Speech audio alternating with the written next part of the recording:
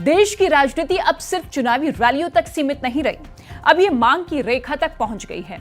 और इस बार बात सिर्फ जन समर्थन की नहीं बल्कि सिंदूर समर्थन की है, क्योंकि मोदी सरकार अब घर घर सिंदूर अभियान शुरू कर रही है।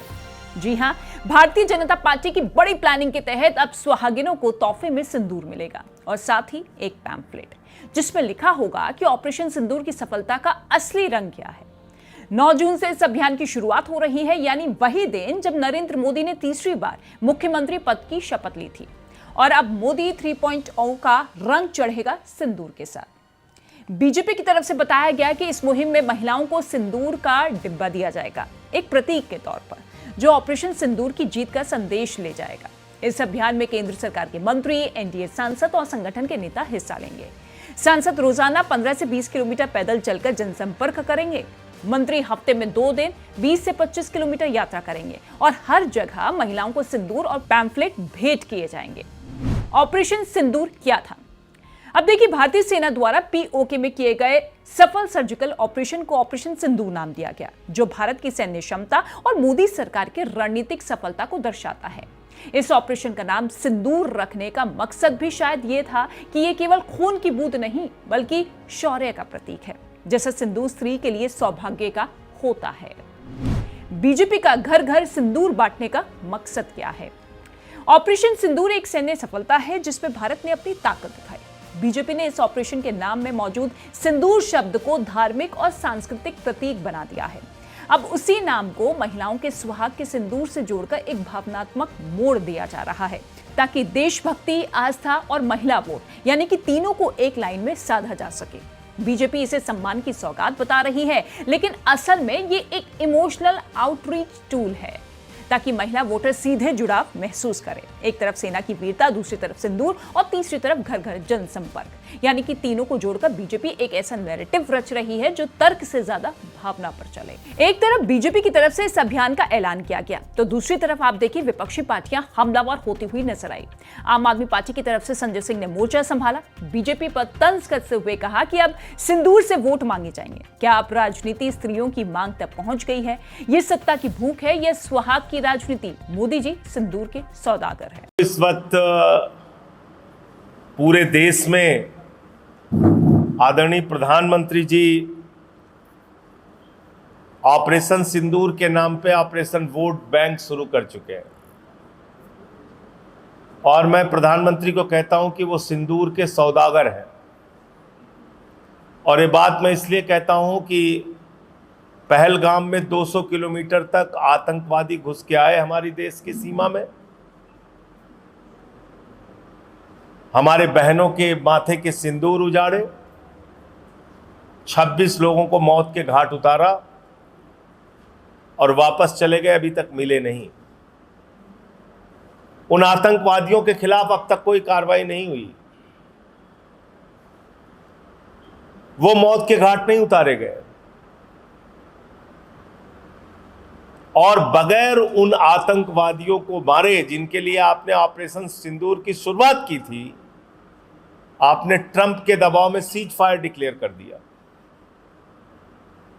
प्रधानमंत्री के लफ्फाजी के लंबे चौड़े बड़े बड़े भाषण हम लोग सुन रहे हैं, मन की बात में बोल रहे हैं, यहां रैली में ललकार रहे हैं, वहां रैली में ललकार रहे हैं।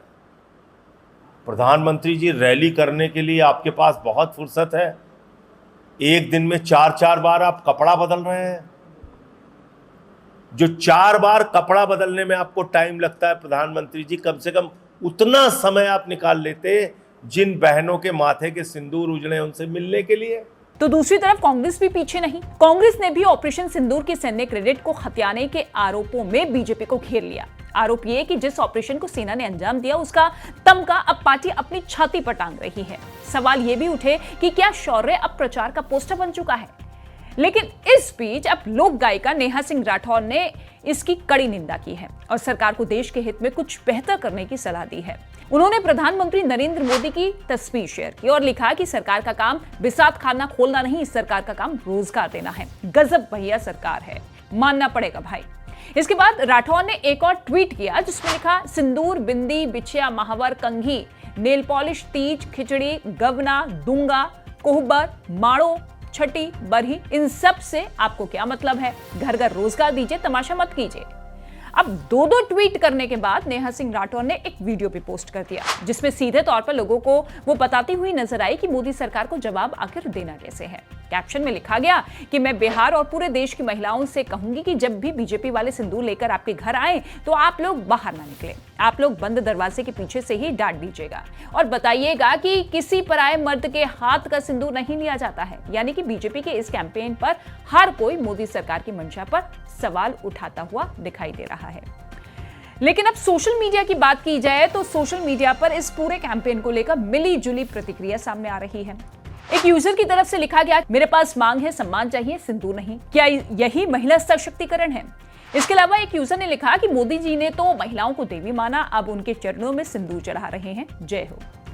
एक और यूजर की तरफ से यह लिखा गया कि अगर ऑपरेशन सिंदूर की सफलता मनानी है तो जवानों को सम्मान दो, वोटर्स को सिंदूर क्यों?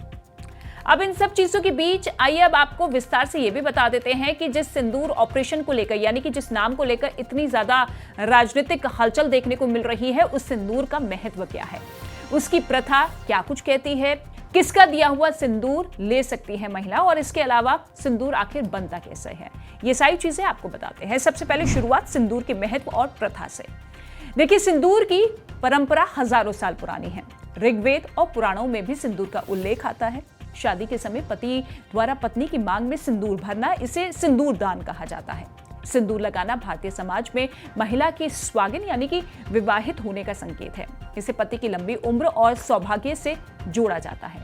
सिंदूर जहां लगाया जाता है वो जगह है मांग, यानी कि वो स्थान जहां आज्ञा चक्र कहलाता है। यह चक्र मानसिक ऊर्जा, एकाग्रता और आत्मिक विकास का केंद्र होता है। सिंदूर लगाने से वहां ऊष्मा और सक्रियता बनी रहती है। विवाह के बाद महिला का श्रृंगार अधूरा माना जाता है अगर वो सिंदूर ना लगाए।